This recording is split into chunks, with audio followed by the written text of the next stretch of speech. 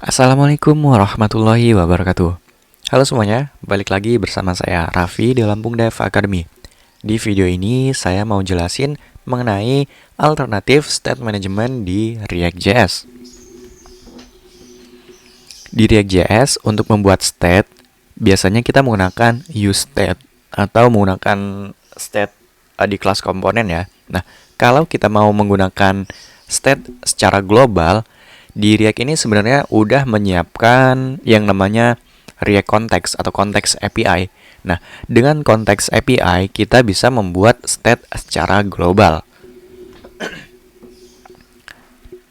Akan tetapi banyak developer yang merasa kalau menggunakan Context API ini belum maksimal. Nah, untuk itu lahirlah beberapa state management sebagai alternatif dari Context API dan juga alternatif dari statement, intinya sebagai alternatif dari state management si React itu sendiri. Karena dulu itu kan Context API belum ada dan belum stable, tapi state management ini Redux contohnya dan MobX itu udah ada duluan. Nah, yang pertama kita bahas dulu yang namanya Redux. Nah, Redux ini kalau kita baca dari deskripsinya, predictable state container for JavaScript apps. Sebenarnya Redux ini nggak cuman untuk React.js doang, tapi dia bisa untuk framework-framework yang lain. Bahkan Redux ini bisa juga dipakai untuk Flutter dengan bahasa pemrograman Dart. Nah, Redux ini dia ini predictable state container. Nah, untuk Redux sendiri penggunaannya ini udah sangat banyak banget ya. Penggunaannya udah sangat banyak banget. Ekosistemnya udah sangat bagus. Karena apa? Di Redux ini banyak banget tools-tools yang memudahkan kita dalam mendevelop aplikasi. Contohnya ada yang namanya Redux Toolkit, lalu ada lagi yang namanya Redux Saga, atau bisa kalau nggak mau pakai Redux Saga bisa pakai Redux Thang. Lalu ada lagi Redux Persist. Redux Persist ini untuk mengatur state yang kita miliki, apakah dia bakal disimpan secara terus-menerus atau nggak disimpan. Maksudnya gini, ketika saya melakukan refresh, datanya bakal hilang. Tapi kalau kita melakukan persist, datanya itu bakal tetap ada walaupun kita melakukan refresh. Nah, kelebihan dari Redux ini sendiri, seperti yang udah saya jelasin tadi, dia ekosistemnya ini udah sangat terbentuk. Udah banyak tools-tools yang memudahkan kita dalam mendevelop aplikasi kalau kita menggunakan Redux Toolkit. Tetapi tentu saja framework ini atau tools ini pasti ada kelebihan dan kekurangannya. Nah, untuk kekurangannya sendiri menurut saya secara pribadi, untuk Redux ini kekurangannya adalah kita harus ribet bikin yang namanya reducer. Reducer ini gunanya untuk mengganti state yang lama menjadi state yang baru. Nah, biasanya ketika saya melakukan coding di Reducer itu cuman benar-benar nerima objek doang, nggak ada manipulasi data di situ. Jadi menurut saya itu sangat buang-buang waktu untuk menulis hal yang sangat simpel sebenarnya. Nah, itu salah satu kelemahannya menurut saya pribadi. Selanjutnya ada lagi sebelum lanjut, Redux ini cocok untuk project mulai project yang menengah dan juga project yang cukup besar. Menurut saya penggunaan Redux ini sangat cocok banget. Kalau untuk menggunakan Redux di project yang kecil, saya rasa mendingan kita pakai local state aja deh kalau masih projectnya masih secara kecil, atau menggunakan context API. Local state ditambah context API. Saya rasa itu lebih cocok kalau projectnya secara skala kecil. Selanjutnya ada lagi yang namanya MobX. Untuk MobX ini dari deskripsinya, Simple Scalable State Management. Sesuai namanya, MobX ini sangat simple banget. Karena apa? Untuk membuat state, kita ini cuman bikin kelas doang. bikin kelas doang, lalu mirip mirip OOP lah. Kita bikin properties, lalu bikin konstruktor, lalu bikin metode untuk memanipulasi ini propertiesnya. Selanjutnya untuk memanggil state-nya, kita tinggal bikin objek dari timer ini sendiri. Kemudian si timernya ini bisa kita pakai.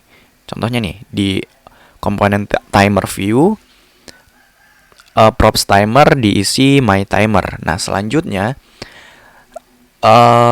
timer reset, artinya kita bakal melakukan reset state yang kita punya. Kalau mau manggil state-nya tinggal timer.secondPass sesuai nama propertiesnya di sini. Ini menurut saya sangat-sangat simple banget untuk bikin state di sini. Untuk MobX sendiri, menurut saya cocok untuk project secara skala kecil, menengah maupun project kompleks. Karena ini benar-benar mudah sih, mudah bikin state manajemennya. Kita nggak perlu melakukan setup yang ribet-ribet banget kayak yang biasanya saya lakuin di Redux. Untuk Redux ini sebenarnya setupnya ini cukup rumit. Bukan cukup rumit sih, ada banyak setup yang harus dilakukan. Tapi kalau kita menggunakan MobX, ini benar-benar sesimpel ini. Salah satu kekurangannya, menurut saya MobX ini saya belum menemukan library untuk melakukan persist seperti Redux persist kalau di ekosistemnya si Redux. Kalau di MobX ini saya belum menemuin MobX untuk melakukan persist. Itu aja mungkin kekurangannya. Tapi selain dari itu, ini bakal cocok banget ketika kalian mengerjakan project. Dan sepertinya untuk project-project yang selanjutnya saya bakal mengerjakannya menggunakan MobX karena simple banget. Selanjutnya ada yang namanya recoil. Untuk recoil sendiri ini dia dibuat oleh timnya Facebook. Kalau kita baca, recoil is an experimental state management library for React apps. Jadi kalau recoil ini dikhususkan untuk React app. Sekarang kita baca di dokumentasinya gimana cara penggunaan state managementnya. Oke, get started.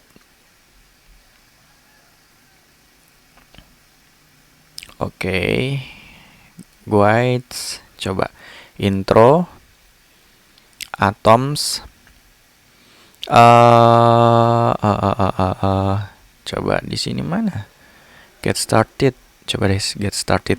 Pertama kita harus setup ya. Ini hampir mirip kayak Redux sih.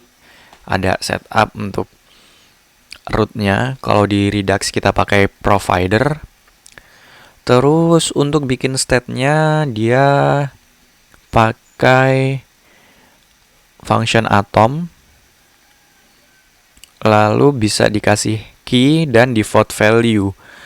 Lalu untuk manggil state-nya, dia pakai hooks, use recoil state. Lalu text state-nya berarti parsing dari sini. Kita bisa ambil value-nya, text dan set text. Oke, ini benar-benar mirip kayak ini ya. Mirip kayak local state-nya si React, use state. Ini benar-benar mirip, cuman bedanya ini bisa global. Oke, ini cukup simpel penggunaan recoil. Cuman ini masih eksperimental ya. Karena ada sendiri si Facebook, developer Facebook ini nempatin di Facebook eksperimental. Kalian boleh nyoba-nyoba ini untuk ngerjain project-project. Menurut saya jangan project-project besar, project-project kecil aja kalau mau menggunakan recoil. Selanjutnya ada lagi yang namanya Zasten. Oke, penggunaan Zasten ini menurut saya sangat simpel juga. Tapi dia simpelnya beda kayak MobX. Kalau MobX ini terlihat lebih mirip OOP, sedangkan Untuk Zasten ini dia mirip kayak Redux. Dia masih mengikuti Flux arsitekturnya. Nah, untuk bikin state-nya, nah ini nih. Kita bikin state-nya ini create, habis itu di sini ada state-nya. Selanjutnya ada fungsi untuk memanipulasi state-nya. Hampir mirip kayak mobx, tapi bedanya ini mengikuti gaya Flux. Ini ada increase population, lalu untuk memanipulasinya state yang lama. Nah, ini melakukan set state yang baru, beers ditambah 1. Habis itu remove all beers, berarti set beers gini. Ini benar-benar simple banget sih. Lebih simple dari Redux. Kalau Redux kan kita harus bikin reducer dan lain-lain sebagainya. Selanjutnya untuk manggil state-nya, kita tinggal panggil aja useStore, lalu state apa yang mau kita pakai. Di sini state beers yang mau kita pakai, berarti tinggal kita pakai aja nih beers. Selanjutnya kalau mau merubah nilainya, tinggal increase population nih, state increase population. Ini on click increase population. Ini benar-benar simple banget sih Zasten ini. Mungkin ini bisa kalian jadiin sebagai alternatif kalau kalian nggak mau menggunakan Redux. Menurut saya ini cocok untuk aplikasi-aplikasi kecil maupun menengah. Saya rasa cocok juga